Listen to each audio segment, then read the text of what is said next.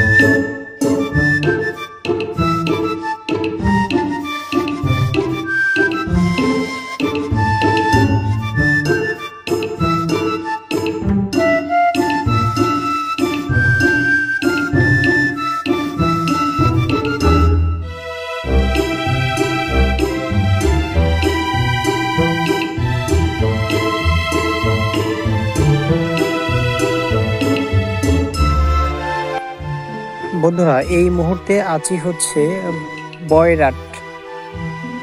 বয়রাট যাইতে সুন্দর একটা রাস্তা, এঁকে বেঁকে, ঠিক সাপের মতো এঁকে বেঁকে একটা রাস্তা বয়ে গেছে। সেই রাস্তায় আসছি এই দৃশ্যটা দেখানোর জন্য। আর এই রাস্তার একদম ফাঁকা মাঠ, আর এই ফাঁকা মাঠের ভেতর দিয়েই রাস্তাটা বয়ে গিয়েছে। কিন্তু সেই ফাঁকা মাঠে এখন শুধু অনেক ক্ষেত আর ক্ষেত। সেই ক্ষেতটাই আমি আপনাদের এখন দেখাচ্ছি। এই মুহূর্তে আছি একটা তিলের ক্ষেতে। এই রাস্তার পাশেই তিলের ক্ষেতটা। কি সুন্দর তিল হয়েছে দেখুন, ফল হয়েছে রাস্তার দুপাশে।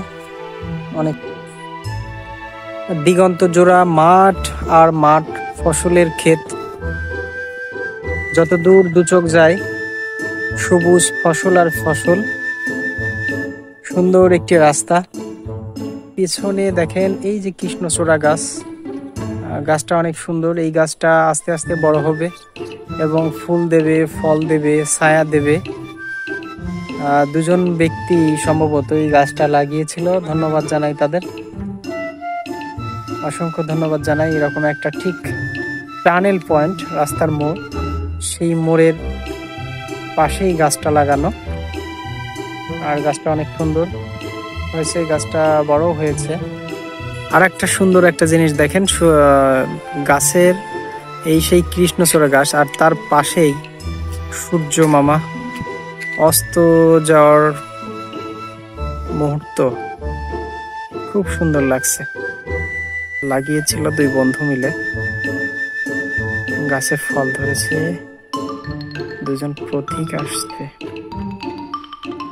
এই কৃষ্ণচূড়া গাছ, গাছের গোড়ায় আছে। আমি গাছে উঠতে ইচ্ছা করছে, আমি উঠবো, একটু অপেক্ষা থাকেন। আর সেই কৃষ্ণচূড়ার গাছ খুব সুন্দর লাগছে। আমি গাছটা একটু চারপাশ ঘুরে ঘুরে আপনাদের দেখেন। দেখেন খুব সুন্দর সুন্দর একটা দৃশ্য।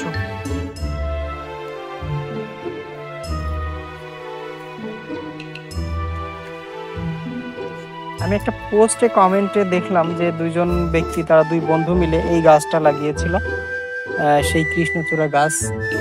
গাছে ফল হয়েছে হালকা। গাছটা ছোট এখন, কিন্তু এই গাছটা একসময় বড় হবে, ফুল হবে, ফল হবে, ছায়া দিবে। ও ওই গাছে একটা পাখির বাসাও করেছে দেখতে পাচ্ছি।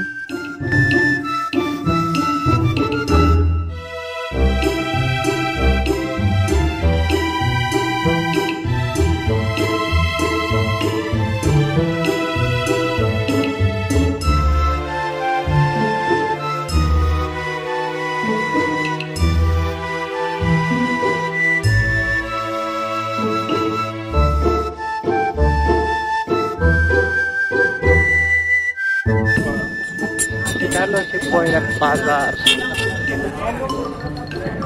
এখন আমরা বয়রাট বাজারে আছি।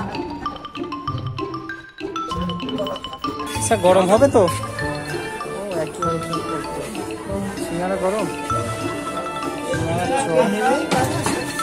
চপ গরম, তাই তো? চপই এটাও কি গরম? এটা না, ওই যে এটা বলছে একদম গরম, টাটকা গরম।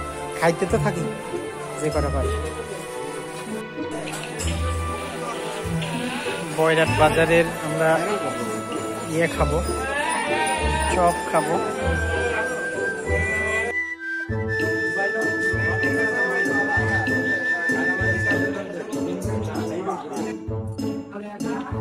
এই মুহূর্তে আছি আমরা বয়রাট বাজারের উপর।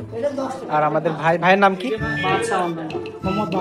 মোহাম্মদ বাদশা আলম ভাই। ওনার দোকান থেকেই আমরা এই যে ছোট্ট ছোট্ট চপ খেলাম, 5 টাকার চপ, কিন্তু এই চপের মধ্যে গোশত দেওয়া। একটা খুব স্মরণীয়, আর খাবারটা খুবই টেস্টি। আপনারা যদি কেউ আসেন বাদশা ভাইয়ের দোকানে আসবেন, একদম মাদ্রাসার পাশে।